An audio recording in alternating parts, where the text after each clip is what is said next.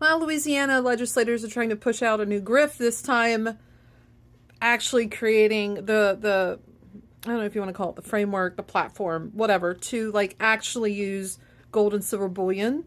Basically create an exchange network where you go put your gold and silver in their depository, and then you can go and make a withdrawal for X amount of money whenever, Sounds pretty innocuous, sounds pretty harmless, right?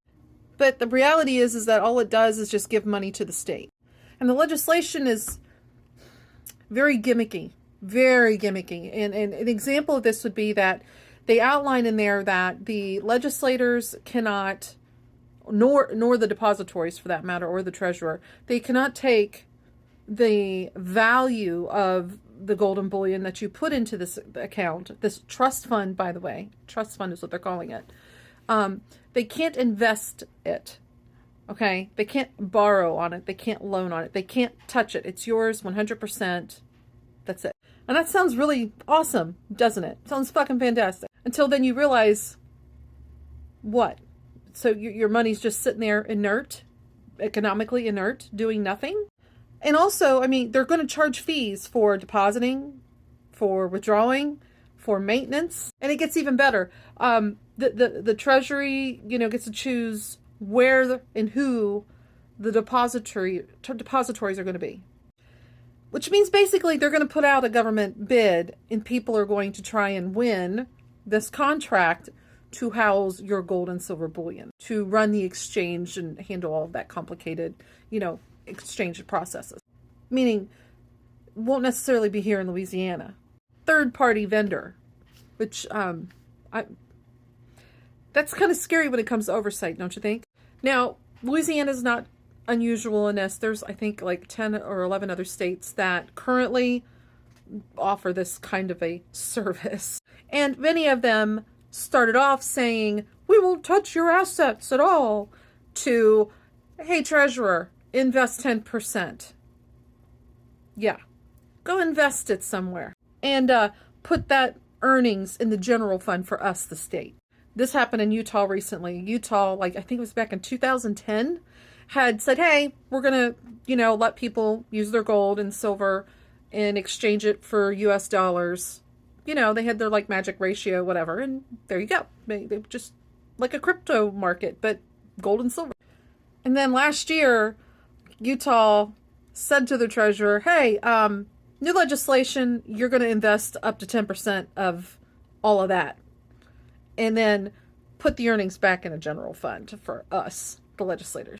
So not only were Utah investors, like depositors, if you want to say that, just basically holding their money for the government, their assets, now they pay fees and transactions and all of that stuff, and the government gets to pocket interest and earnings on 10% that they've authorized an investment of said goods. It's like a giveaway. What the fuck? They're literally giving money to the state. Now, why, pray tell, do states consider using a gold-backed additional currency? And mind you, they are not doing this to replace the dollar. Not yet, anyway.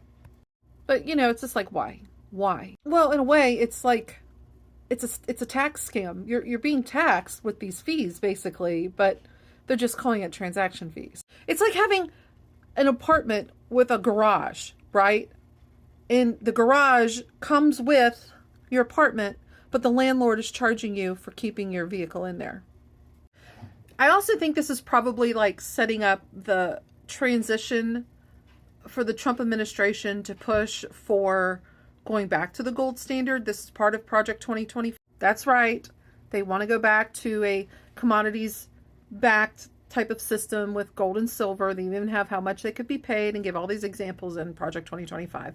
Go read it. And if we've already got some of the states who have set up gold exchanges, they're kind of ready to make that transition a little bit more smoothly. Now, I personally am not in favor of the gold standard at all. And frankly, I don't have a problem if people want to use gold and silver as currency in exchange. I just don't like how the governments are going about doing this, because it's a gimmick and they're grifting fees guised as tax. And it's like, yo, you're encouraging us to house our assets and then you're charging us for it and we're not even earning interest. What the fuck? My whole problem, though, with the gold standard is just, if there's market volatility going on, we won't be able to inject more gold into the economy fast enough if we're having a crash. Just look at the Great Depression, okay? Imagine the 2008 recession.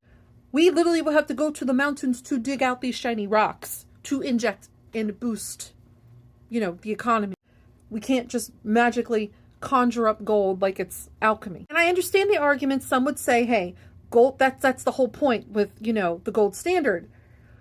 Government just can't go printing money willy-nilly, causing all of these problems that we see and spending more than they should. But the reality is that a government is going to break and bust and surpass its prescribed budget no matter what economic system you're in. And the only people that suffer, it's not the government, it's us, the people, the citizens. But the best analogy I can come up with is if you have a car, okay, and you are only allowed 1 tank of gas a week to get back and forth to work. But that means everything has to go perfectly for that gas to last. Okay, some weeks you won't use as much. Maybe you got a day off work, or it was a holiday, or you changed shifts one night so there was less traffic, whatever, okay? But there's also going to be days when there's like a pile up and you're stuck on that highway, or there's construction on another road, right? And so your normal flow of traffic is backed up for the month. And next thing you know, it's Thursday morning and you barely have enough gas to get in, but you won't be able to get home and you won't be able to go in on Friday. So this puts you at an operational deficit. Right there, you've just hampered your revenue because of having a overly strict, rule about your gas for the week. Kind of the same thing, okay? There's going to be times that it can't be avoided, that we've got to be able to quickly inject assets, values, commodity, everything into our markets. With the Great Depression, we had deflation. Look at how the gold market bottomed out, right? And then jobs, wages fell. We had the credit markets freezing. And what are they going to do? They didn't have like a bunch of dwarves ready to go into the mountains. They have to bend over backwards and take a drive from other countries to get the gold nuggets. See what I'm saying? And that's part of the reason I think why, they later tried the Bretton Woods agreement. That didn't work out. That was a global agreement between 40 some odd countries. That fell apart. And Nixon, he recognized that the market was just moving too fast to work on this type of backed commodity currency with, gold. The US dollar doesn't hold value just because our government prints it. It's based on the entirety of our productivity, right? Our economy, the American people, in our businesses. This is what adds value to our printed dollars. We can always supply more of that. Always. We don't have to go digging in a mountain to go supply that.